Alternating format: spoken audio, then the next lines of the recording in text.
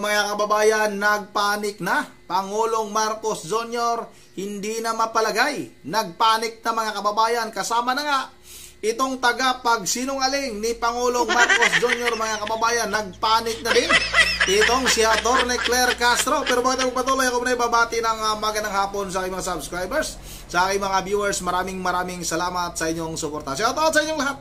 Yun ang mga kababayan, halatang halata na nagpanik na itong Malacanang mga kababayan. Ito nga si Pangulong Marcos Jr. dahil hindi nila kaagad nasagot mga kababayan yung pasabog nitong si Saldico. Nagpatawag pa ng meeting ang Malacanang mga kababayan.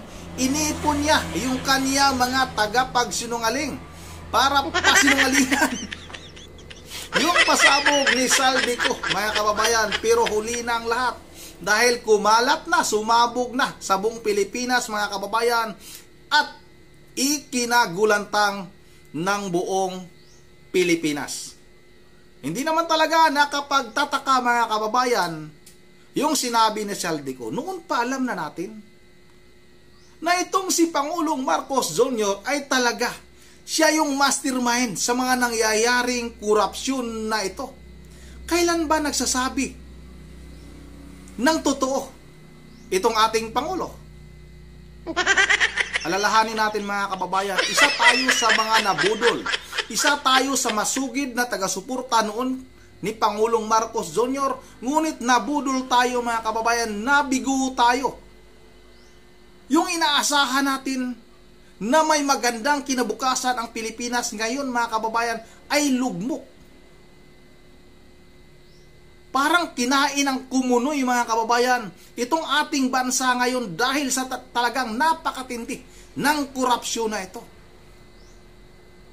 Gagawin talaga nila lahat mga kababayan para pasinungalingan, para iligtas nila yung kanilang mga sarili. Kaya nga bumuo sila ng ICI na kunwari na mag-iimbestiga mga kababayan para mailigtas yung kanilang mga sarili. Pero nga ngayon, itong ibinunyag, itong pasabog ni Saldico, ito yung isa sa mga dahilan mga kababayan para lalong sumiklab ang galit ng mga Pilipino kay Pangulong Marcos at dito sa kanyang pinsan mga kababayan, itong si dating Speaker Martin Romualdez. Ito na, huwag na natin itong patagalin. Panoorin na natin itong tagapagsinungaling na talagang sinungaling, magaling gumawa ng kwento, vlogger nga ito mga kababayan. Ito na, si Atty. Claire Castro. Sabay-sabay na itong panoorin. Sa insertion pa ilalagay 100 billion pesos. Kung pwede naman po itong isama mismo sa NEP.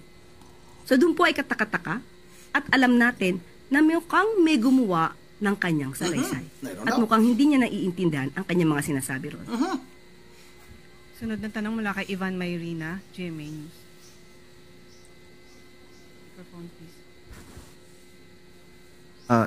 Hi, Yusek. Kaugnay sa tanong ni Raquel, na nung napag-usapan ho ninyo ito ng Pangulo, what was his reaction? Galit ba siya? Is he more determined now to have former Congressman Zaldico be made to go back to the Philippines para ho maimbestigahan yung mga sinasabi niya? Katulad na sinabi natin, at sinabi po ng Pangulo kahapon, ang pagsasampa po ng kaso ay hindi pang optics lang. Kailangan po talaga ng ebidensya. Hindi po ibig sabihin kapag siya ay dinamay, at alam po natin, at alam din po ng Pangulo na siya ay walang kinalaman dito, at siya pa po mismo ang nagsimula ng pag-iimbestiga ng mga anomalyang flood control projects. Hindi po siya nababahala dahil alam po niya ang katotohanan at kami po mismo ang magbibigay sa inyo ng mga detalye para malaman po ninyo ang mga sinasabi ni Saldico ay pawang katang-isip lamang. Ito ho ang unang pagkakataon na nagkaroon ng direct accusation against the President. Again, siya po ba'y nagagalit? Or is he not taking it seriously dahil tulad na nabanggit ninyo, sa tingin niya hindi totoo? Hindi po natin masasabing hindi niya to siniseryoso. Ang akusasyon, kahit ano po ang mangyari, maaaring may maniwalang tao. Kaya po ngayon... Anong maaaring may maniwala? Talagang naniniwala? Siguro mga kababayan, mayroon namang hindi naniniwala. Ito yung mga troll ngayon na bayad ng PCO para pabanguhin itong administrasyong ito. Pero ito mga kababayan, itong pagbubunyag nitong si Saldico, hindi na nila kaya ito. Siguro, sa 10 tao halimbawa, isa na lang siguro ang hindi naniniwala na totoo ang sinabi nitong si Saldico, mga kababayan. Ito patuloy natin. Kung pa lamang ay binibigay namin sa inyo kung ano pa ang katotohanan. At hindi natin siguro masisisi si Saldico dahil alam natin na lumiliit ang kanyang mundo. Kaya nga ang sabi po natin sa kanya, siya po ay maaaring umuwi rito, mas magandang umuwi siya rito, at kanya po itong isalaysay. Dito mismo sa bansa, harapin niya ang kaso niya, humarap siya sa notaryo publiko, na lehitimong notaryo publiko, hindi kung saan-saan lang nakukuha. Para naman mapatunayan niya ang kanyang mga akusasyon. Dahil mismo sa kanyang mga sinabi, kung ito po ay inyong nabasa, ang dami pong mga inconsistencies. Sorry, panghuli po. Is the person willing to guarantee the safety of the former congressman? Kasi nagpahayag siya ng pagkabahala na ayaw niya umuwi dahil daw sa banta sa kanyang buhay. Unang-una, hindi po ba dapat siya ang magpatunay kung may banta sa buhay niya? Saan po niya nakuha itong mga idea na to? Nung umuwi po ba siya dito, or rather, nung siya ba ay umalis, may pagbabanta na sa buhay niya? Nasa na mga records na masasabing may nagbabanta sa buhay niya? Dapat niya po munang patunayan yan bago niya ibuka ang kanyang bibig. Sunod na tanong Ibig sabihin, mga kababayan, hindi nakakasiguro itong si Saldico sa kanyang kaligtasan. Kung halimbawa umuwi itong si Saldico, dapat mangako itong si Pangulong Marcos. Katulad ng ginawa nila noon, mga kababayan, kung maalala ninyo, yung ginawa nila kay Congressman Arnie Teves na tinuligsa natin noon, na kung halimbawa daw, uuwi itong si Arnie Teves ng ating bansa, ay kaagad-agad ipapasalubong ito ng maraming pulis para secure. Para talagang walang mangyari kay Arnie Teves, mga kababayan. Pero ngayon, bakit hindi ganon din ang ipangako nitong si Pangulong Marcos kay Saldico? Mismong si Pangulong Marcos noon, mga kababayan, ay pinangakuan si Arnie Teves na ligtas kung halimbawa uuwi siya ng bansa. Pero si Arnie Teves, mga kababayan, ay hindi pa rin umuwi. Ito pa kaya si Saldico, mga kababayan? Sa palagay natin, ganun ba ka tanga din itong si Saldico na basta-basta na lang siyang lulutang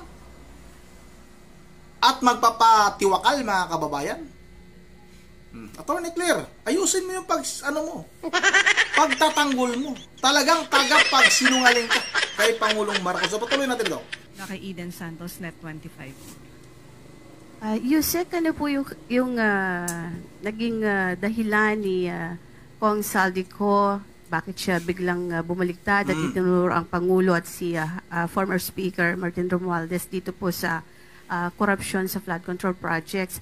Alam naman po natin na close yung kanilang relationship. Pinupuri pa nga siya ng Pangulo bilang chair ng appropriations before sila po ni Speaker Martin. But biglang naging ganito po yung kanyang salaysay at itinuro niya mismo ang Pangulo dito sa anomalya na ito.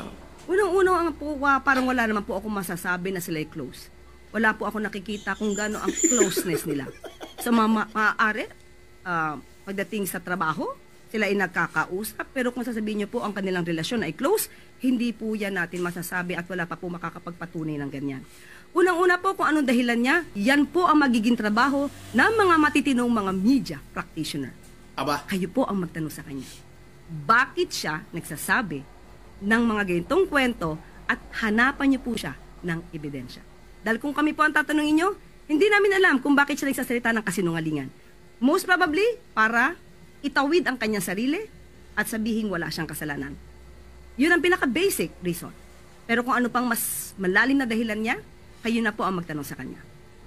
Ano po yung ini-expect ng Pangulo na implikasyon itong paglantad ni Saldico at pagturo mismo sa kanya sa anomalyang ito, lalo't ang taong bayan po ay sinasabing galit na nga sa nangyayaring matinding korupsyon po sa gobyerno? Ang implikasyon pong nakikita natin ay mas magagalit ang mga tao kay Saldico dahil sa kanyang pagsisinungaling.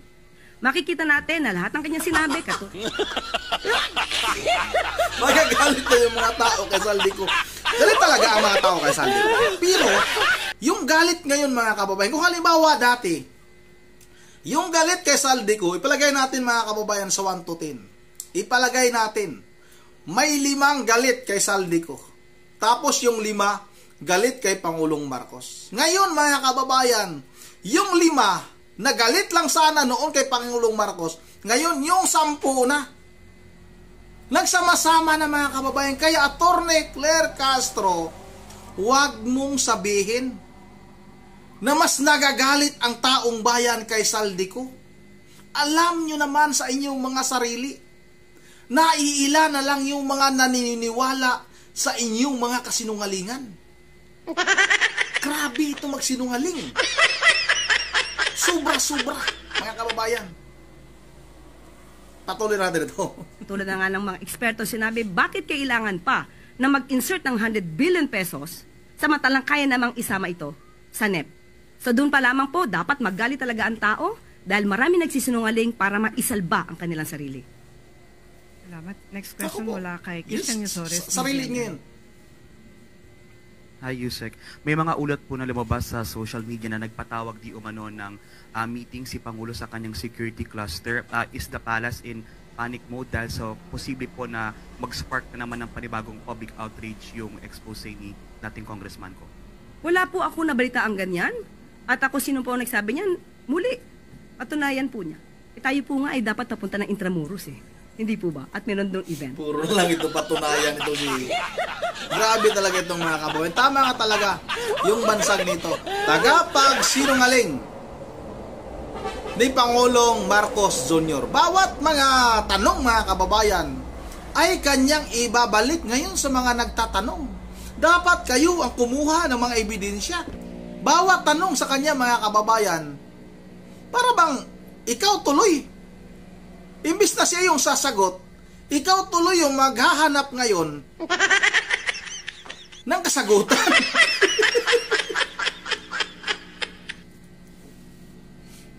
So, wala pong panic mode na tayong pinag-uusapan. Kailangan lang po nating magkaroon ng press briefing ngayon para po maipaliwanag sa mga kababayan natin kung sino ba talaga ang nagsisinungaling. So, Mr. Saldico, mas maganda po, umuwi kayo dito. Kung maaari, sabayan nyo na rin po yung ibang mga fugitive na nagtatago sa ibang bansa. Last 2 questions. First from Katrina Domingo, ABS-CBN.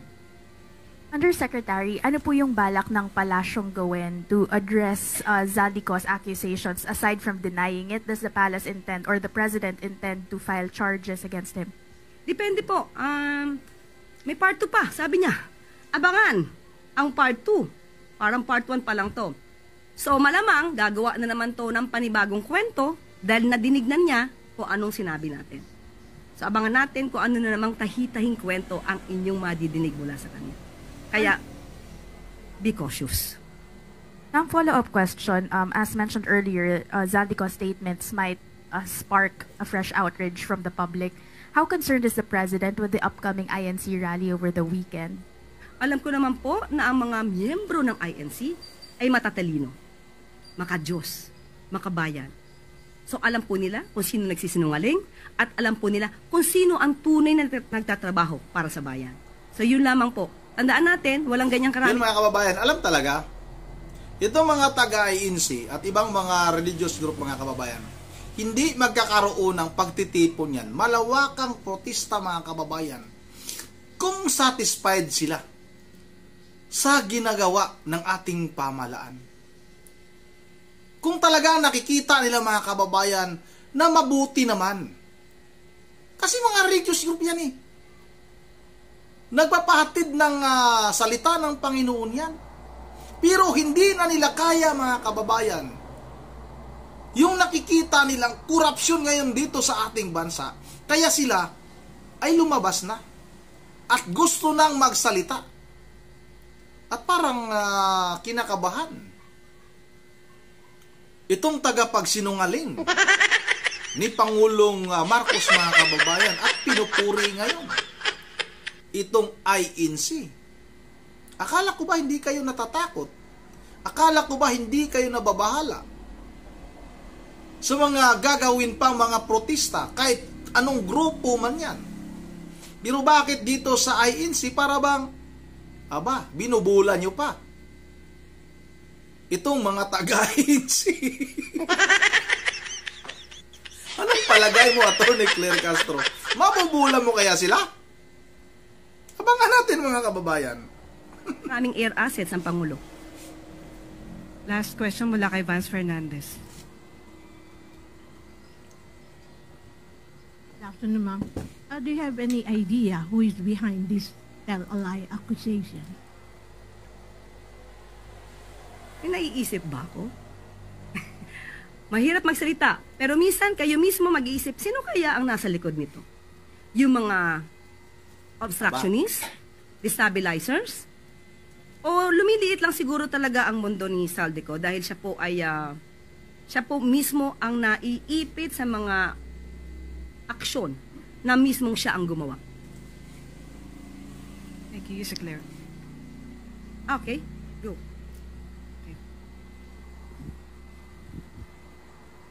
Ma'am, last na lang po.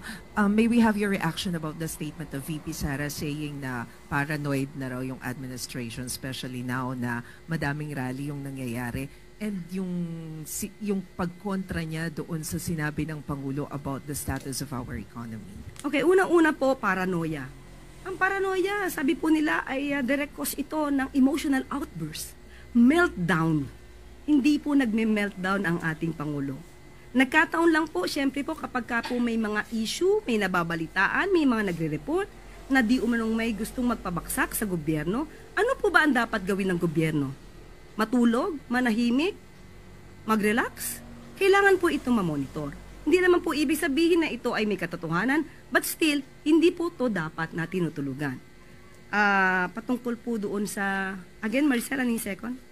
Economy, kinontra niya yung statement ni President. Sa ekonomiya. Tandaan po natin, inamin po natin na naaapektuhan ng economic growth. Bakit? Dahil sa marami pong naging kalamidad. At may issue din po patungkol dito sa korupsyon. At tandaan po natin, ang korupsyon na ito ay hindi lang sa panahon ngayon. Panahon pa po nung nakaraang administrasyon. Hinahanap pa po ang 33.5 billion pesos na patungkol po sa flood control master plan sa Cebu or Metro Cebu. Isa po ito na dapat imbestigahan. Nakakakos din po ito sa ating ekonomiya. Maraming anomalya na dapat nating malaman, pati yung mga ghost projects na inamin naman ng dating Pangulong Duterte.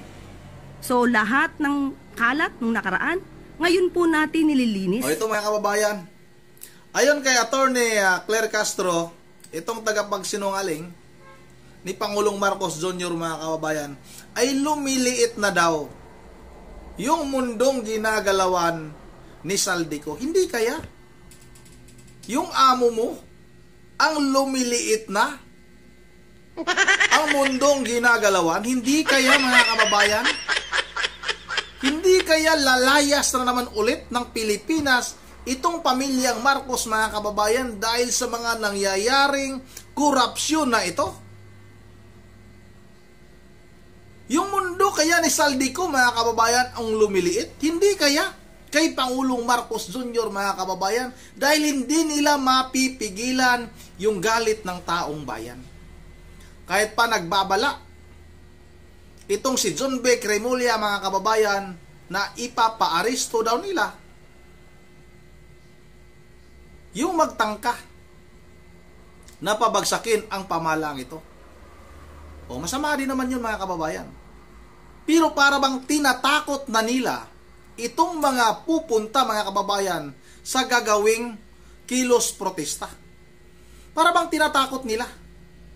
Para hindi na pupunta itong mga tao. Sabihin ng mga tao, isipin ng mga tao, huwag tayong pumunta dyan. Baka makulong tayo, pero hindi ganyan, mga kababayan, dahil yung galit ng taong bayan ngayon ay grabe na, sobra na.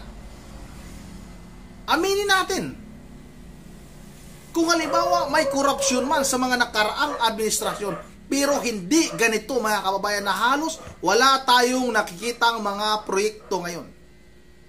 Yung ibang proyekto na nakikita natin ngayon, minana lang ng administrasyong Marcos sa nakaraang administrasyon, mga kababayan. Pero itong tagapagsalita, tagapagsinungaling ni Pangulong Marcos, halos lahat ng kapalpakan ng kanilang administrasyong ito, isinisi nila doon sa nakaraang administrasyon. Ganito kabulok ang administrasyong ito, mga kababayan. Yun ang hanggang dito lang muna, at bago tayo matatapos, ay mag-shoutout lang muna tayo. Shoutout tayo kay Ma'am Berje Verhel de Diyos ng Pulilan, Bulacan. Kay Ma'am Joyce ng Japan, maraming salamat. Excuse me. Kay Elizabeth Kilake, maraming salamat sa iyo, idol, ha. Shoutout na rin kay Margarita de la Cruz. Kay Ma'am Imelda Pascua, maraming salamat sa iyo, Ma'am Imelda Pascua. Shoutout na rin kay Ma'am Evelyn Balikaw. Shoutout kay Evelyn Dulusa. Shoutout kay Claudine Bilasco. Shoutout kay Bivelyn. Shoutout na rin kay Ma'am Joyce na Japan. Tapos na kay Jaime Garcia. Kay Carl, shoutout. Kay Maribik Guban, shoutout, ha. Kay Real Vlog, shoutout. Shoutout na rin kay Mads Guerrero. At sa lahat-lahat na lang, maraming salamat sa inyong suporta. At once again, this is Ronde TV mo. Ingat na lahat. God save the Philippines.